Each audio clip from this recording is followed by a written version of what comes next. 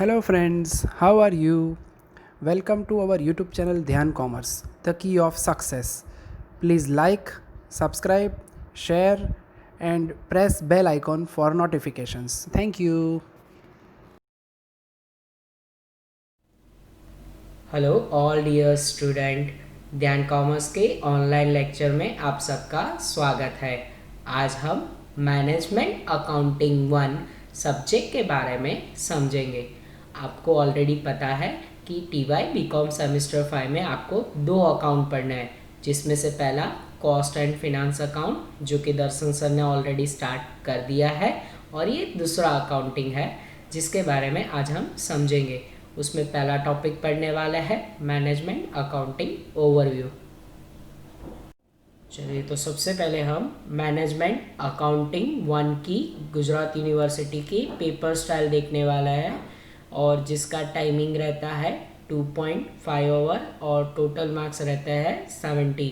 और paper style में सबसे पहला question number 1A, sum of financial statement of percentage table 14 marks. और क्वेश्चन 1A उसमें first theory of management accountancy 7 marks. ए उसमें second theory of financial statement analysis 7 marks. साथ में question 1B MCQ any 4 out of 6 4 marks, यानी कुल मिला के क्वेश्चन 1 के 18 मार्क्स होंगे, जिसमें आपको फाइनेंशियल स्टेटमेंट का एक सम पूछा जाता है जिसको परसेंटेज टेबल बोला जाता है। ऐसा इसीलिए क्योंकि फाइनेंशियल स्टेटमेंट यानी ट्रेडिंग, P&L, बैलेंस शीट, ये जो फाइनेंशियल स्टेटमेंट है उसको परसेंटेज में कन्वर्ट करना है। ये एकदम ईजीएस्ट सम रहेगा आपके लिए, जो कोई भी बच्चा आराम से सॉल्व कर सकता है। तो 14 मार्क्स का इजी सम। ऑप्शन में आपको 7-7 मार्क्स की 2 थ्योरी मिलेगी, जिसमें से मैनेजमेंट अकाउंटेंसी की थ्योरी जो कि आज हम पढ़ने वाले ये लेक्चर में, और फाइनेंशियल स्टेटमेंट एनालिसिस में भी 7 मार्क्स की थ्योरी आएगी। साथ में आपको 4 मार्क्स के इसी यूनिट के MCQ रहेंगे। तो ये क्वेश्चन 1 18 मार्क्स का। अब question 2A, sum of ratio analysis 14 marks. और क्वेश्चन 2A उसमें first sum of theory of ratio analysis 7 marks. ए उसमें second short sum of ratio analysis 7 marks. Question 2B उसमें MCQ any 4 out of 6 4 marks, यानी ये question भी आपको total 18 marks का पढ़ना है। रेशियो एनालिसिस जिसमें डिफरेंट बहुत सारे फॉर्मूला आएंगे, या जहाँ पे फाइनेंशियल स्टेटमेंट की कोई 2 चीज़ों के बीच का हम रेशियो निकालते हैं, मतलब it's showing the financial relationship between 2 items. Paper style को कंटिन्यू करते हुए question number 3A, sum of cash flow statement 14 marks. और क्वेश्चन 3A उसमें first sum of cash flow 7 marks. ए उसमें second sum of cash flow 7 marks. Question 3B MCQ any 3 out of 5 3 marks, यानी कि कुल मिला के ये क्वेश्चन 17 मार्क्स का रहेगा, जिसमें आपको मेनली कैश फ्लो स्टेटमेंट का बड़ा सम 14 मार्क्स का आएगा। कैश फ्लो स्टेटमेंट यानी कैश का इनफ्लो और आउटफ्लो जो बिजनेस एक्टिविटी में होता है, वो आपको लास्ट में क्लोजिंग बैलेंस ढूंढना है इन और आउटफ्लो के बेस पे। और मेनली आपको इसमें 3 अलग अलग एक्टिविटी आएंगी, जिसमें कैश फ्लो की 3 एक्टिविटी है, operating activity, financial activity, investment activity. तो ये आपका थोड़ा सा डेंजरस चैप्टर रहने वाला है। कैश फ्लो का 14 मार्क्स का सम, ऑप्शन में 7 मार्क्स के 2 छोटे सम आएंगे और 3 मार्क्स के MCQ।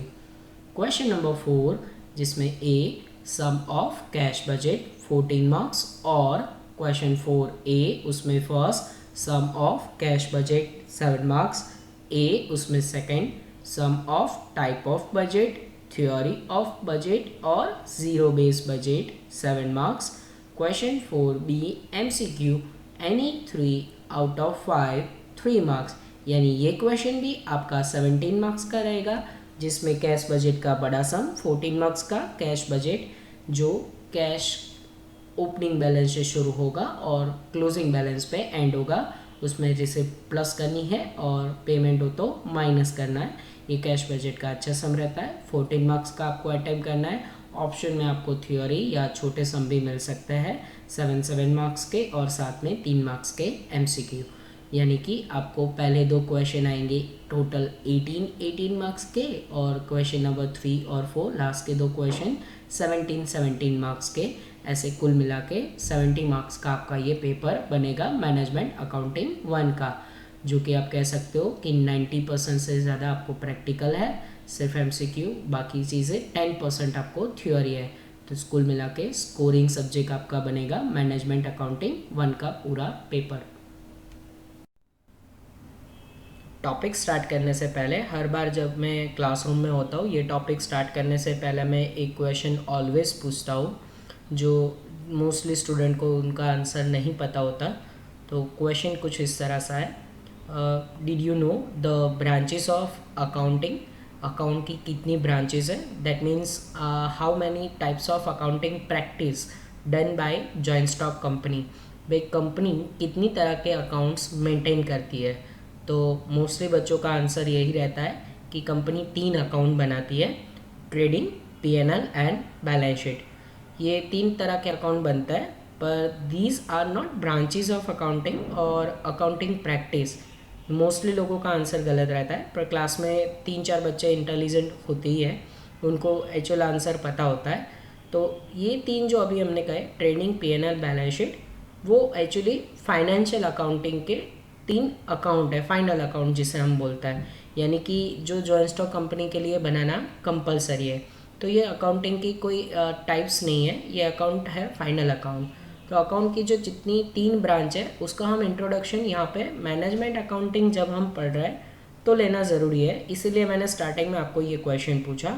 अब हम देखने वाले हैं कि how many types of branches of accounting, accounting की कितनी ब्रांच है। तो सबसे पहले जिसका आंसर अभी मैंने बताया था, फाइनेंशियल अकाउंटिंग। अब ये फाइनेंशियल अकाउंटिंग क्या है? तो बच्चों, जो कंपनी का एनवायरनमेंट होता है वो 2 तरह का होता है, internal environment and external environment. External environment जिसमें आ जाता है क्रेडिटर, आपके शेयर होल्डर, डिबेंचर होल्डर जिन्होंने अपनी कंपनी में इन्वेस्ट किया है, government as well as tax authority. तो इन सभी लोगों के लिए चूँकि एक्सटर्नल एनवायरनमेंट आता है, उनके लिए हमें ये फाइनल अकाउंट बनाने ज़रूरी है, जिसमें आपने कहा था trading, P&L and balance sheet. अब ये इसके बारे में थोड़ा और भी जानेंगे। It is used to find out financial result like profit और loss and for the getting financial position of the company, यानी कि कंपनी की फाइनेंशियल पोजीशन, कंपनी की लिक्विडिटी पोजीशन कितनी है, करंट असेट कितनी है, फिक्स असेट कितनी है, उनकी करंट लायबिलिटी कितनी है, ये असेट्स एंड लायबिलिटी की position, as well as company ने भाई प्रॉफिट किया या लॉस किया, ये जानना हो तो कौन सा अकाउंटिंग ज़रूरी रहेगा? फाइनेंशियल अकाउंटिंग, जो कि आप already FY BCom semester 1 and 2 में पढ़े हुए हो। पर क्या आप ये जानते थे कि ये फाइनेंशियल अकाउंट क्यों बना रहा है? तो मेन पर्पस जैसा हमने यहाँ पे बता दिया कि फाइनेंशियल रिजल्ट जानना है, प्रॉफिट हुआ या लॉस हुआ, या फिर कंपनी की फाइनेंशियल पोजीशन जाननी है। तो इन दोनों के लिए हमारे लिए फाइनेंशियल अकाउंटिंग वेरी यूजफुल है। तो फाइनेंशियल अकाउंटिंग में आपको एट द लास्ट ये बता दूँ कि हर एक कंपनी को, यानी कोई भी जॉइंट स्टॉक कंपनी हो, तो उनको अपने फाइनल अकाउंट मेंटेन करने ज़रूरी है। तो आप ये ऑलरेडी पढ़ चुके हो FY BCom में, पर ये हमारा मेन टॉपिक नहीं है। यहाँ पे जब हम डिफरेंस आगे चैप्टर में पढ़ेंगे तो इन सभी के लिए ये बेस जानना ज़रूरी था। नेक्स्ट अकाउंटिंग प्रैक्टिस के बारे में बताऊंगा, जो कि फाइनेंशियल अकाउंटिंग बेस होता है, वो है कॉस्ट अकाउंटिंग। ये दूसरी प्रैक्टिस है, दूसरी ब्रांच है अकाउंटिंग की, जो हर हब कंपनी प्रिपेयर कर रही है nowadays. But it is not compulsory to prepare cost accounting.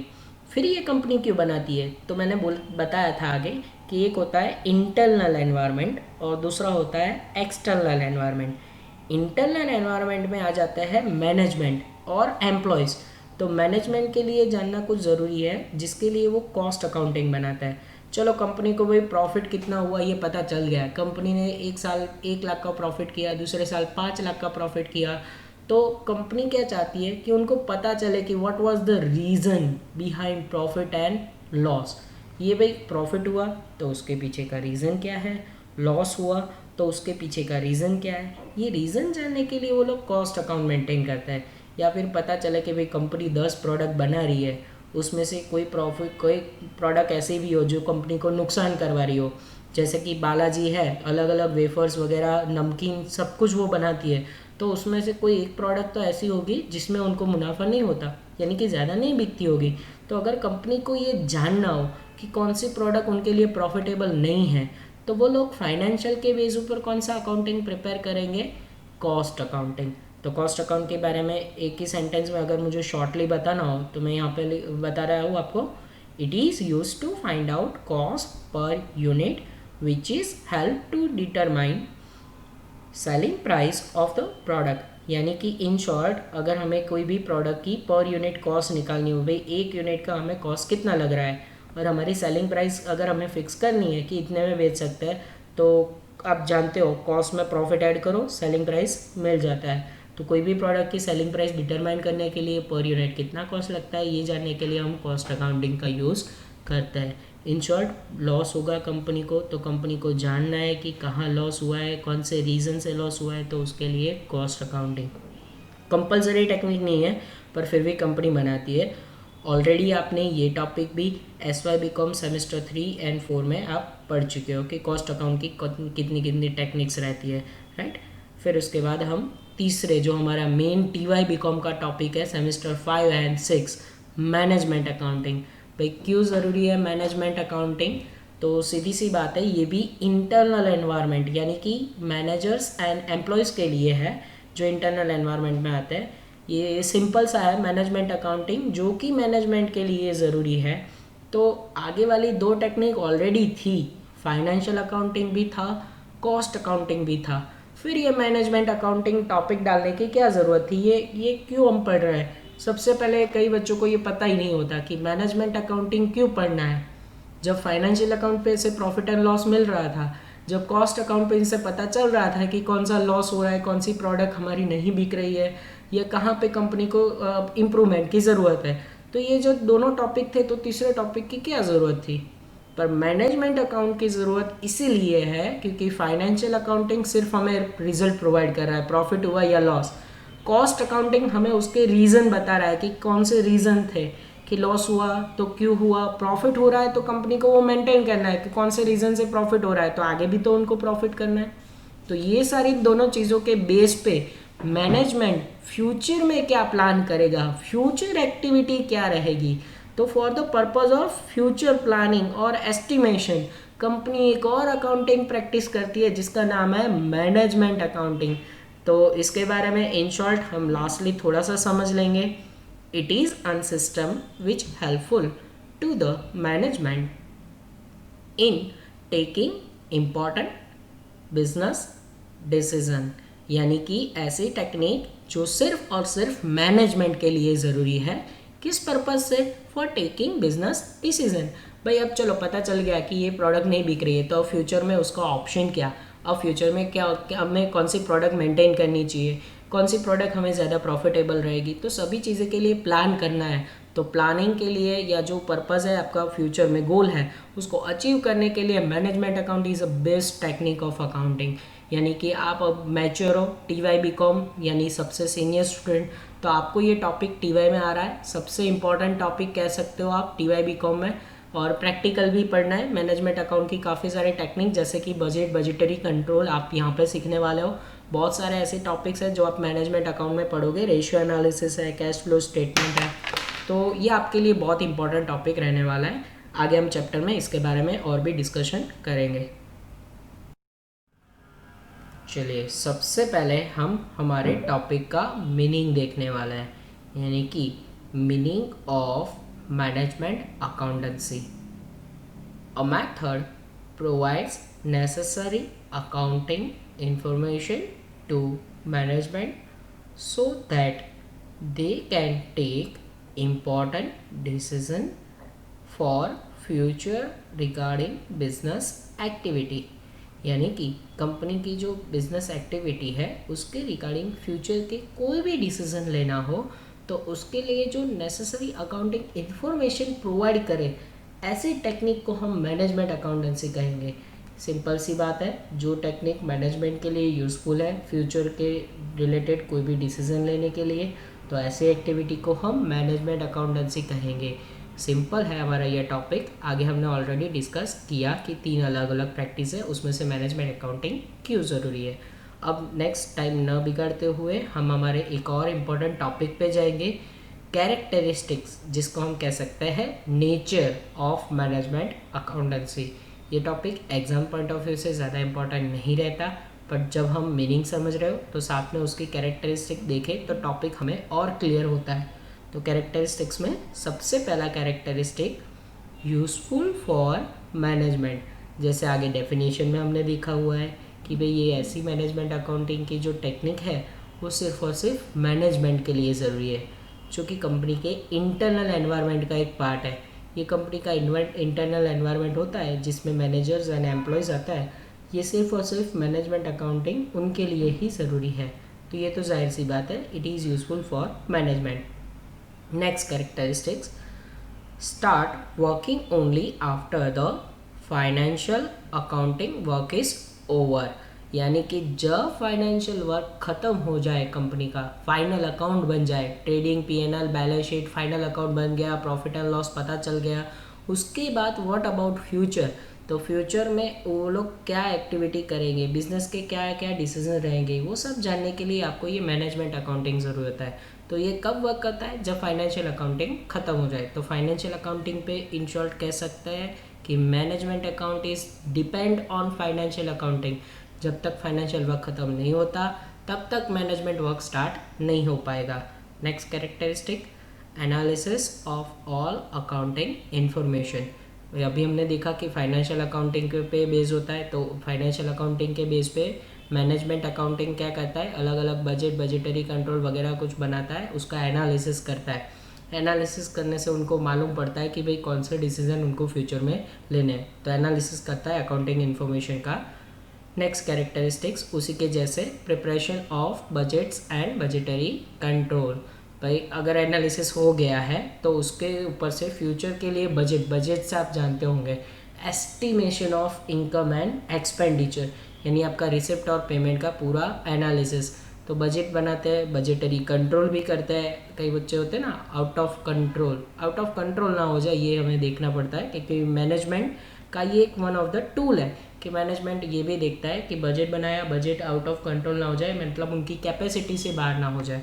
तो ये सारी टेक्निक मैनेजमेंट अकाउंट के लिए, जो कि कैरेक्टरिस्टिक्स में हम देख रहे हैं। Next characteristic, no prescribed format. भाई ये मैनेजमेंट अकाउंटिंग ऐसे बनाना है, उसका ऐसा फॉर्मेट रहता है, ऐसा टेबल प्रिपेयर करना है, ऐसा कुछ नहीं होता। यहाँ पे मैनेजमेंट अकाउंट में क्या होता है, हर मैनेजमेंट अपनी टेक्निक्स खुद बनाता है, यानी उनको जो प्रेफरेबल है वैसे वो ड्रॉ करता है। इसका कोई फॉर्मेट नहीं है। जैसे फाइनेंशियल अकाउंट में आप फॉर्मेट पढ़ते हो, ट्रेडिंग ऐसे बनाना है, पीएनएल ऐसे होना चाहिए, वर्टिकल बैलेंस शीट ऐसी होनी चाहिए, तो यहाँ पे कोई फॉर्मेट नहीं होता पर्टिकुलर मैनेजमेंट अकाउंट के लिए।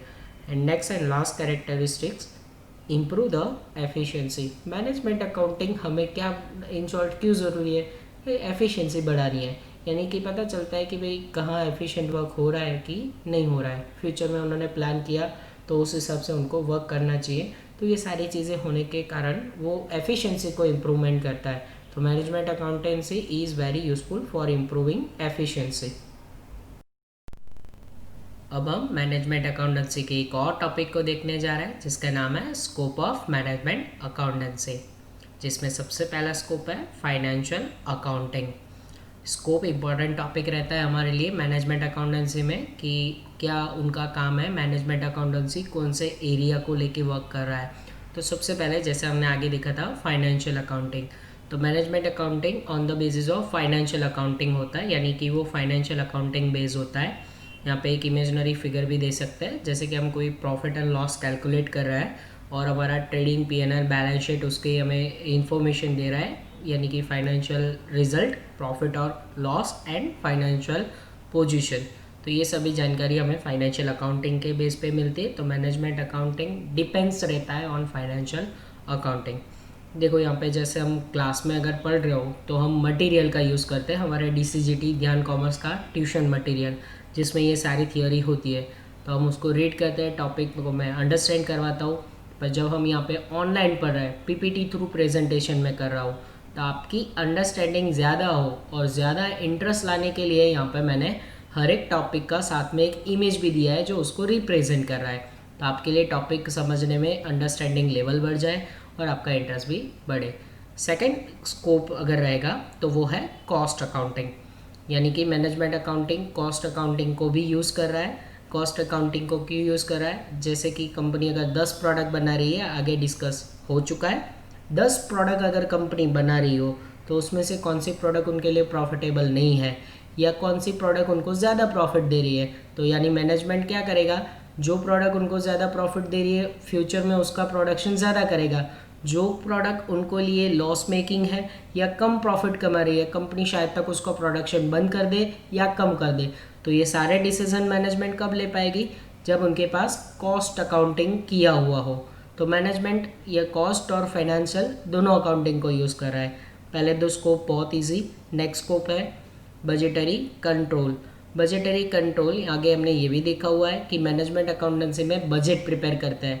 बजट यानी कि future estimation of income and expenditure. तो ये फ्यूचर इनकम एंड एक्सपेंडिचर का हमने एनालिसिस किया, देखा कि कितने एक्सपेंसेस या इनकम हो रही है फ्यूचर में, तो उसको कंट्रोल करना भी ज़रूरी है। तो budgetary control is one of the technique use by management accountancy. Next scope है वो है इन्वेंटरी कंट्रोल। अब ये इन्वेंटरी क्या है? The basic item require for starting a production, यानी प्रोडक्शन के लिए जो आइटम रिक्वायर है जिसे हम रॉ मटेरियल बोलते हैं। तो इन्वेंटरी कंट्रोल करना भी ज़रूरी है, मैनेजमेंट अकाउंट की ये एक टेक्निक है। तो इन्वेंटरी को क्यों कंट्रोल करना है? कभी ऐसा होता है कि कंपनी को ज़्यादा सीजनेबल प्रोडक्शन करना है और उनका सीजनल बिजनेस है, तो तब उनके पास उतना क्या रॉ मटेरियल अवेलेबल होना चाहिए। तो रॉ मटेरियल है कि नहीं, तो उसके लिए उनको कंट्रोलिंग की ज़रूरत पड़ती है। कई बार ऐसा होता है कि कंपनी को जो प्रोडक्शन नहीं करना है, रेगुलर प्रोडक्शन हो रहा है, पर कंपनी ने बहुत ही ज़्यादा रॉ मटेरियल ला के रखा है, गोडाउन टोटली फुल है।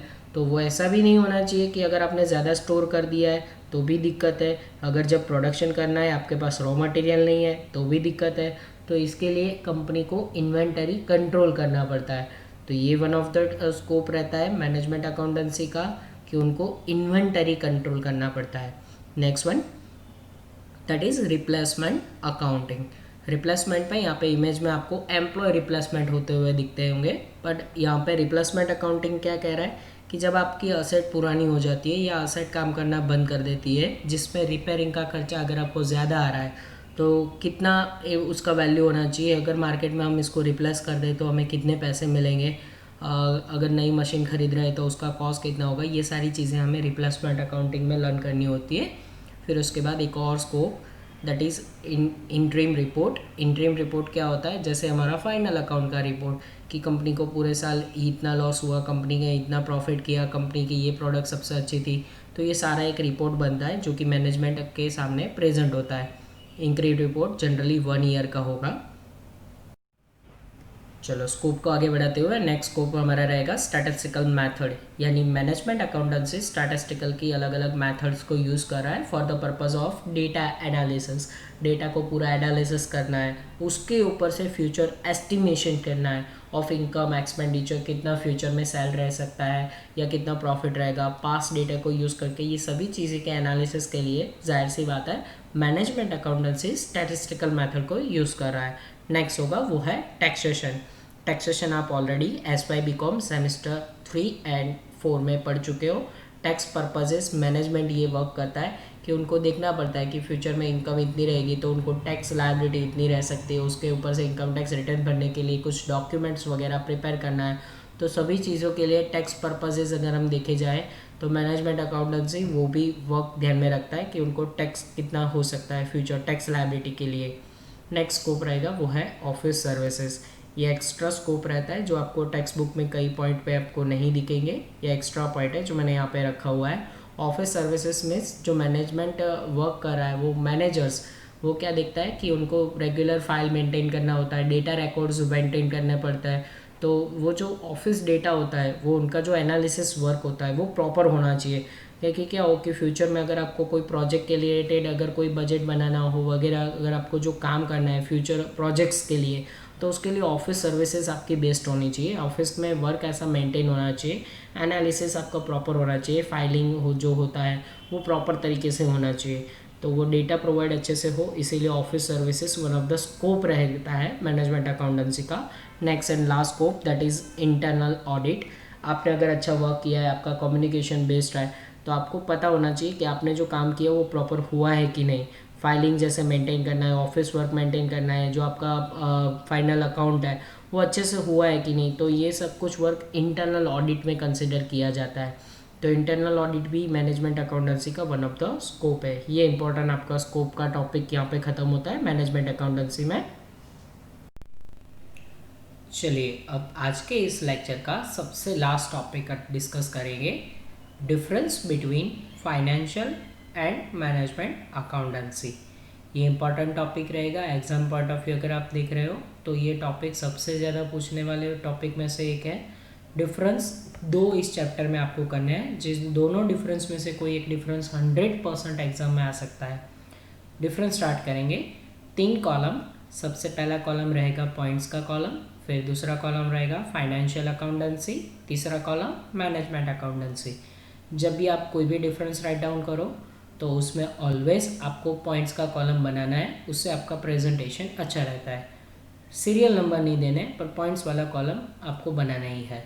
चलिए सबसे पहले डिफरेंस का एक मेन पॉइंट जो कि ऑलवेज होता है मीनिंग। तो सबसे पहले मीनिंग देखेंगे फाइनेंशियल अकाउंटेंसी का।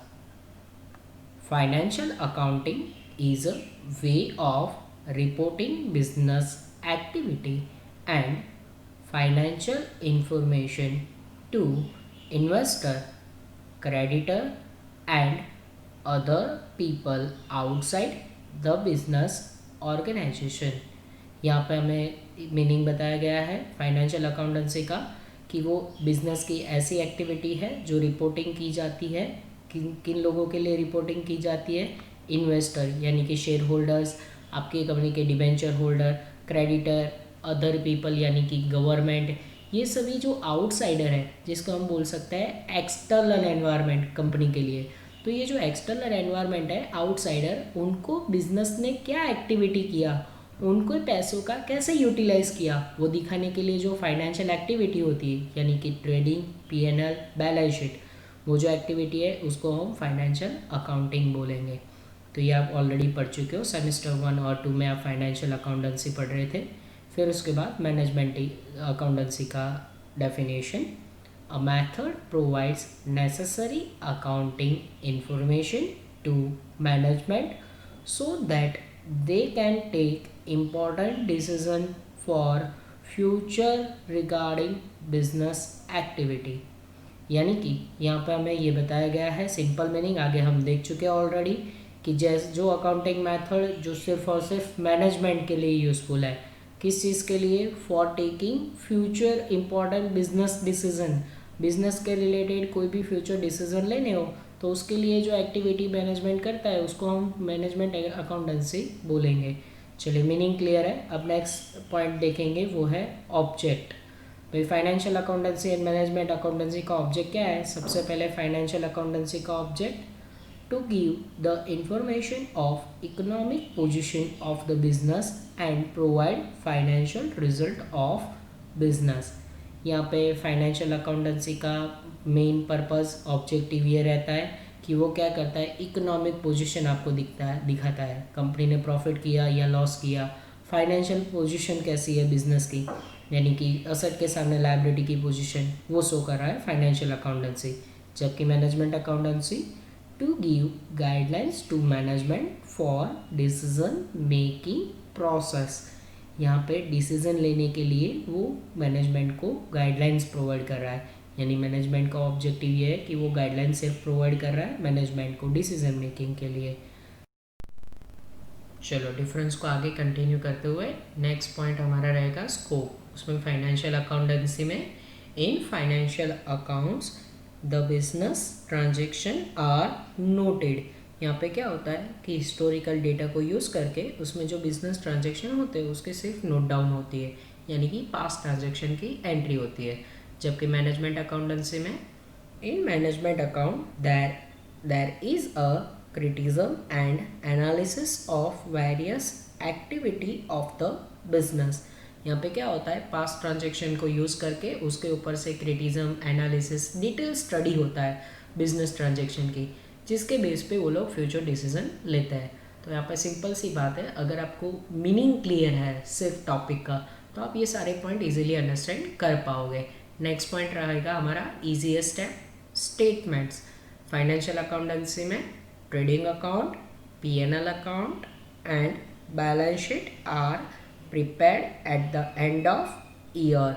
यहाँ पे फाइनेंशियल ईयर जैसे ख़त्म होता है, trading account, P&L account and balance sheet बनता है। ये जाहिर सी बात है, ये आपको पता है।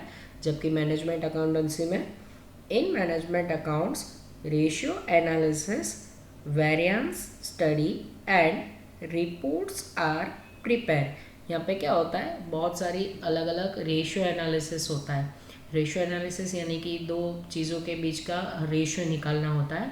बहुत सारी वेरिएंसेस स्टडी होती है, उसमें से पॉजिटिव नेगेटिव वेरिएंसेस निकलता है। तो ये सारी चीज़ें यहाँ पे होती है मैनेजमेंट अकाउंटेंसी में। बाद में रिपोर्ट भी प्रिपेयर किया जाता है ताकि मैनेजमेंट फ्यूचर डिसीजन ले पाए।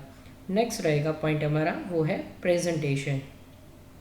फाइनेंशियल अकाउंटेंसी में प्रेजेंटेशन में financial accounts are presented before shareholders at the end of the year. Financial account किसके लिए प्रेजेंट की जाते हैं? शेयर होल्डर्स के लिए, जो आपके रियल ओनर्स हैं, यानी इक्विटी शेयर होल्डर जिन्होंने अपनी कंपनी में पैसे इन्वेस्ट किए, तो उनको दिखाना पड़ता है भाई कि एंड ऑफ ईयर कंपनी ने क्या पोजीशन है, कंपनी ने कितना प्रॉफिट अर्न किया या लॉस किया हो तो कितना लॉस किया।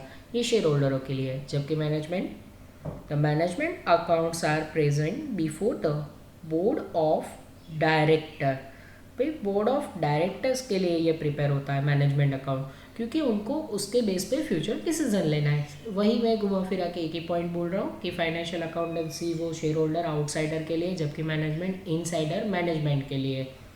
प्रेजेंटेशन के बाद यूटिलिटी मतलब फ़ायदा।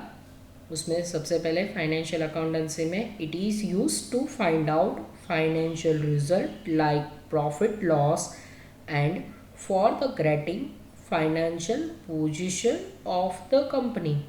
यानी ये पॉइंट आगे कवर हो चुका है, सिर्फ एक्स्ट्रा पॉइंट हमें बनाना हो तो यूटिलिटी आगे ऑब्जेक्टिव और मीनिंग में ये चीज़ क्लियर हो चुकी है कि फाइनेंशियल अकाउंटेंसी बिजनेस का प्रॉफिट एंड लॉस के लिए हम बनाते हैं, वो जानना है, और बिजनेस की पोजीशन जानी है, जिसे हम इकोनॉमिक पोजीशन भी कह सकते हैं, इक्विटी एंड लायबिलिटी की position.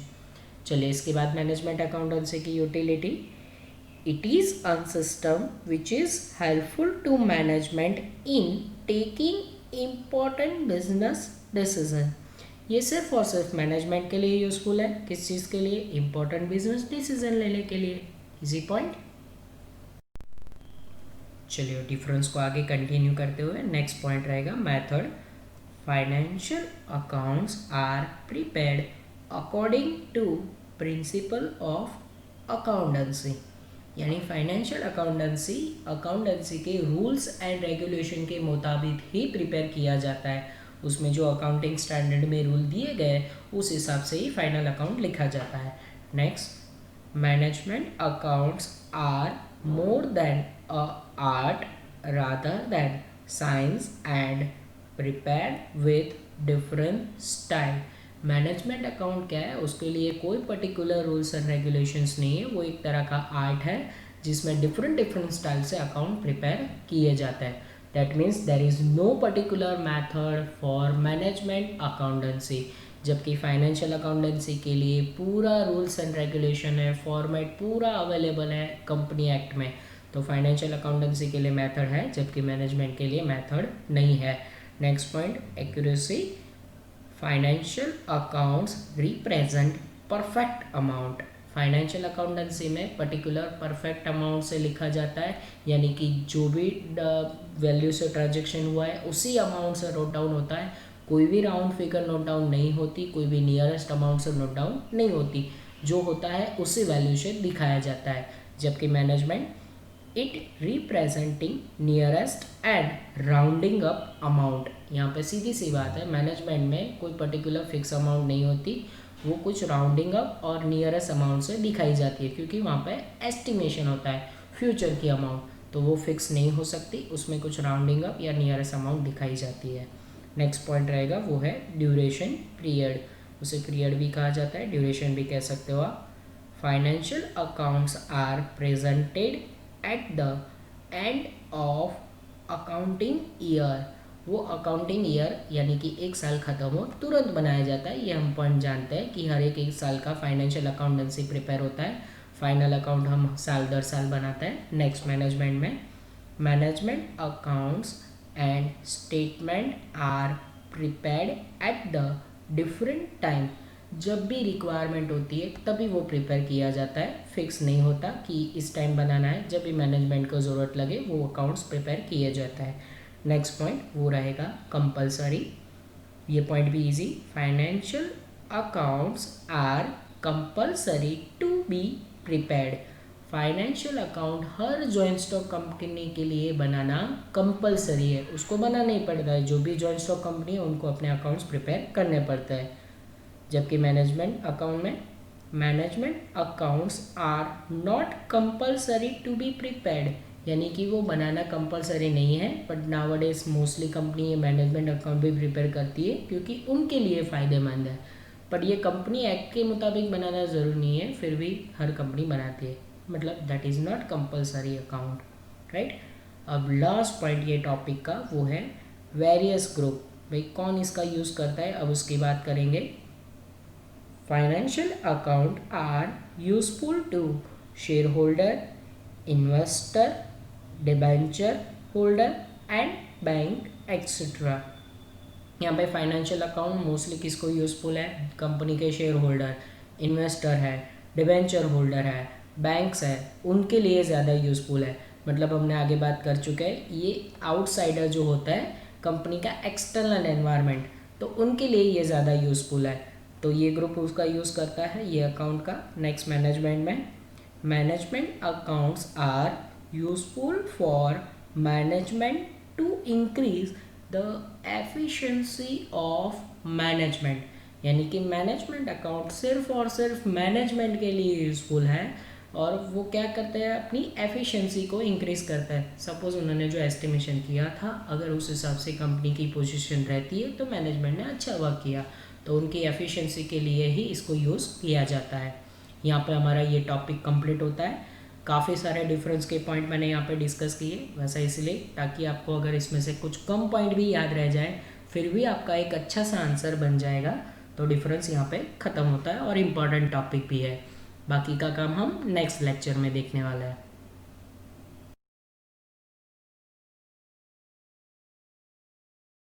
Please like, subscribe, share and press bell icon for notifications.